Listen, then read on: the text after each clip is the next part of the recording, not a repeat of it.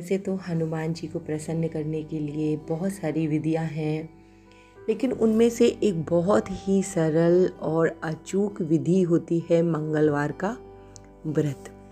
मंगलवार व्रत में आपको मैं एक ऐसा अनुष्ठान बताने जा रही हूँ। बहुत सरल है, व्रत तो आप रखेंगे ही, साथ में इस अनुष्ठान को करते रहेंगे तो आपकी जो भी मनोकामना है वो ज़रूर पूरी होगी। पूरी निष्ठा, पूरे विश्वास के साथ अगर आप मेरी बताई हर चीज़ को फॉलो करेंगे तो आपकी कोई भी मनोकामना ऐसी नहीं है जो पूरी ना हो।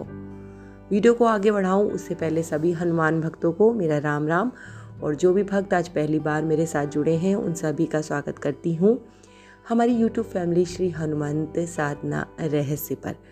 दोस्तों, ये प्रश्न जो मंगलवार व्रत का है वो 2 प्रश्न मेरे पास आए थे। एक तो मंगलवार व्रत जो हम रेगुलरली करते हैं उसके लिए, और दूसरा प्रश्न था कि हनुमान जयंती पर हम व्रत किस प्रकार से करें। तो दोनों ही दिनों पे मैं जो विधि बता रही हूँ उसी तरीके से व्रत आपको करना है। दोस्तों, मंगलवार व्रत पे आपको जो जो नियम मैं पहले से आपको पता है उन्हें भी बताऊंगी, और जो अनुष्ठान है उसे भी आपके साथ शेयर कर रही हूँ। सबसे पहले आपको जिस भी मनोकामना को पूरी करने के लिए आप व्रत रख रहे हैं, अपने जिस भी इच्छा के लिए व्रत रख रहे हैं, उसे एक कागज़ पर लिख लीजिएगा मंगलवार के दिन, और उसमें थोड़ा सा आपको लगा देना है लाल रंग का सिंदूर। उस कागज़ को फोल्ड करके आप हनुमान जी के नीचे, जहाँ पर आप हनुमान जी को लाल कपड़े पे स्थापित करेंगे, उस कपड़े के नीचे आपको रख देना है। सुबह आपको मंगलवार वाले दिन स्नान करने के बाद स्वच्छ कपड़े पहनने हैं। अगर आप लाल रंग का कोई वस्त्र इस्तेमाल करें तो ज़्यादा अच्छा होगा। स्नान करने के बाद आपको पूजन सामग्री इकट्ठी कर लेनी है, जिसमें एक शुद्ध घी का दीपक आपको रखना है। हो सके तो शुद्ध घी का रखिए, नहीं तो आप चमेली के तेल का भी दीपक रख सकते हैं। और बाकी आपके पास जो भी उपलब्ध हो तेल, जैसे आप सरसों के तेल का दीपक भी रख सकते हैं। दोस्तों, आपको दीपक की तैयारी कर लेनी है। उसके बाद आपको गुड़ चना या बूंदी के लड्डू या बेसन के लड्डू प्रसाद स्वरूप में रख लेने हैं। उसके बाद आप हनुमान जी को नहला धुलाकर कपड़े पहनाकर लाल वस्त्र के ऊपर स्थापित कर लीजिए। अपने लिए एक आसन बिछा लीजिए, और संकल्प के लिए आपको थोड़ा सा चावल, एक फूल और थोड़ा सा गंगा जल, इसे आपको हाथों पे रखना है। ये तीनों सामग्री आपको जुटा लेनी है।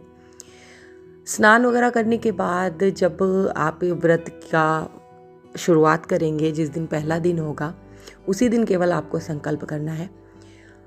आसन बिछाने के बाद आप बैठ जाएंगे। हाथों में थोड़ा सा गंगा जल, फूल और चावल रखने के बाद सीधे हाथ में अपने रखेंगे, और अपनी जो भी मनोकामना होगी हनुमान जी से बोल देंगे। और मनोकामना का जो कागज़ आपने लिखा है लाल सिंदूर लगाकर, उसे आप हनुमान जी के नीचे पहले ही रख चुके होंगे। मनोकामना बोलने के बाद संकल्प आप अपना बोल दीजिए कि आप कितने दिनों का मंगलवार का व्रत उठा रहे हैं। हनुमान जन्मोत्सव वाले दिन अगर आप इस व्रत को करते हैं तो आपको संकल्प नहीं करना है। ठीक दोस्तों, उस जल को आप किसी कटोरी में छोड़ दीजिएगा और बाद में उसे तुलसी जी में डाल दीजिएगा। संकल्प करने के बाद आपको दीपक को जला देना है, हनुमान जी के सामने भोग रख देना है। गणेश जी की पूजा सबसे पहले कीजिएगा, क्योंकि गणेश जी को विघ्नहर्ता कहा जाता है और प्रथम पूज्य भी माना जाता है। यानी कि हनुमान जी की पूजा से पहले आपको गणेश जी की पूजा करनी है। गणेश जी को टीका रोली जो लगाने के बाद उनसे प्रार्थना कीजिए कि आप जो ये व्रत करने जा रहे हैं, जिस मनोकामना के लिए, उसे बिना विघ्न के वो संपन्न कराएं। फिर उसके बाद जो मैंने बताया संकल्प लेने की विधि वो कीजिएगा। और हनुमान जी के सामने बैठने के बाद ये सब जब आप करेंगे, राम नाम की माला का जाप कम से कम आपको 108 जो माला होती हैं वो आपको जाप करने हैं, कम से कम 11 माला। राम राम राम यानी कि 108 माला आपको 11 बार करनी है राम नाम की। इस जाप को करने के बाद आपको हनुमान चालीसा का पाठ करना है और हनुमान अष्टक का पाठ ज़रूर से ज़रूर करें। हनुमान अष्टक का पाठ करने के बाद दोस्तों आपको आरती कर देनी है और आरती करने के बाद आप वो जो प्रसाद होगा उसे वहीं छोड़ देंगे। शाम को आपको फिर से आरती करनी है हनुमान जी की, वो प्रसाद उठाकर सब लोगों में बांट देना है और आपको भी वही प्रसाद खा लेना है। याद रखिएगा कि मंगलवार के व्रत के दिन केवल एक टाइम भोजन करना है और उसमें भी नमक नहीं खाना होता है। मंगलवार के व्रत के दिन आपको नमक का सेवन नहीं करना है, किसी भी प्रकार का नमक, चाहे वो व्रत वाला नमक ही क्यों ना हो। आप खाने में मीठा इस्तेमाल करेंगे, जो भी आपके पास आसानी से उपलब्ध हो उसे खा सकते हैं। दिन में आप फल खा सकते हैं, खीर खा सकते हैं साबूदाने की, मेवे की, या आप जो और चीज़ें व्रत में खाते हैं उसे खाइएगा। कोशिश कीजिएगा कि बहुत ज़्यादा ना ग्रहण करें अन्न। अगर आप व्रत रखते हैं तो व्रत का मतलब ही ये होता है कि आप पूरे दिन ईश्वर को याद कीजिए, ना कि भोजन की व्यवस्था में जुटे रहिए। खाइए, ऐसी चीज़ें खाइए जो आपके ब्रेन को भी थोड़ा सा शार्प रखे। ये नहीं कि आपने बहुत ज़्यादा तला भुना खा लिया तो आपको नींद आने लगी, ऐसा मत कीजिएगा। ज़्यादा से ज़्यादा उस दिन कोशिश कीजिएगा कि राम राम राम ये जाप आपका चलता रहे दिन भर। राम नाम के जाप से हनुमान जी बहुत जल्दी प्रसन्न होते हैं। जब आप रात को सोने के लिए जाएंगे तो आप फिर से राम नाम जाप की 2 माला करेंगे।